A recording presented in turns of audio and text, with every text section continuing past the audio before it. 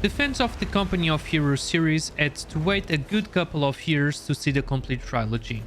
For those more knowledgeable in the matter, it is said that the first title of this series is one of the most important experiences in terms of real-time strategy genre and who, in a way, began to shape it. Not having continuation in terms of storyline, this for me was the first experience in this battlefield. That has an extensive campaign mode in two very different places, the battlefield in North Africa and the beautiful Italy. Company of Heroes 3 presents itself with immense content to be explored by the player. Whether it is more hardcore or more casual, there is content and obstacles to overcome in all its corners. With its multiplayer mode that allows you to fight wars, 1 versus 1 or even 4 versus 4, and a campaign that unfolds into different branches of history with the typical missions in real-time strategy. The South African campaign is quite linear, where the player will have to follow the instructions given by the commander and advance in a kind of guided missions. In general, each mission is quite satisfying. Although the game mode is always the same, the approach to each situation is always different, so each mission is always super fresh and challenging the player's strategy in some way.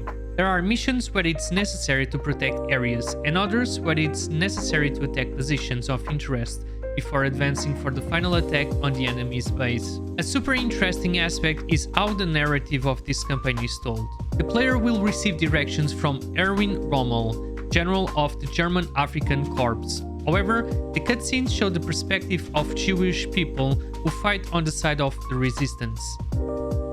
Even having to reach the objective proposed by the campaign, a parallelism is actually created that focuses on the horrors applied at the time by the Nazis and how their actions affected people.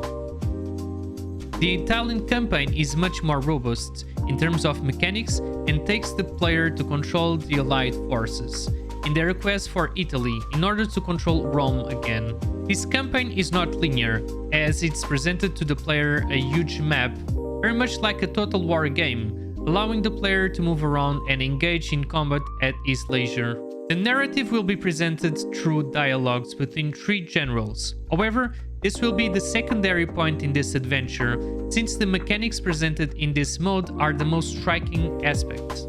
The player will be able to control companies. They can be footmen, tanks, or even boats with the possibility of bombing locations up to a certain range. In all these cases, different distances to move are presented, like a board game, with the aim of controlling zones or destroying enemy companies while proceeding towards the main point. In some combats, it's possible to click on the option to proceed with the combat automatically, without any intervention from the player, indicated for situations where the player will have a guaranteed victory.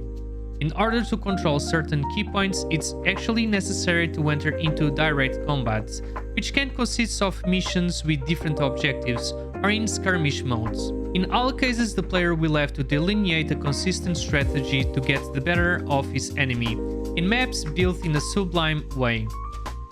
These maps are full of buildings, which provide refuge for both troops and tighter city areas where it is extremely important to position troops in strategic places to avoid flanking strategies by the enemy.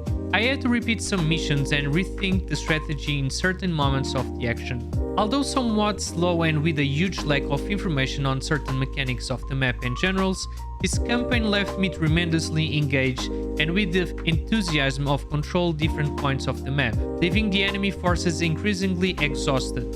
As I mentioned, this mode can be approached in a more linear way or with the intention of exploring the map or controlling each city shown on the map. In this sense, it's difficult to point out the number of hours for its completion, and it will always depend on the approach taken by each player. There are 3 generals with the intentions of helping the player to outline a strategic plan and who will eventually have access to side missions. Each general will have access to a kind of skill tree, and by accepting their indications, it's possible to advance in the same skill tree and receive their benefits. However, this could lead to a displeasure of another general, and with that, the relationship bar will decrease. The problem is that the experience or a consequent loss of relationship that we might have for each action is not indicated, only a bar with the current relationship. The multiplayer mode is a save yourself if you can. Get ready to put a few hours in this mode since a simple game can become quite extensive. Unfortunately, I couldn't find a 4 versus 4 room, but mechanically this game can suck anyone's attention. The idea is not just to throw lines of companies to the front line of the combats.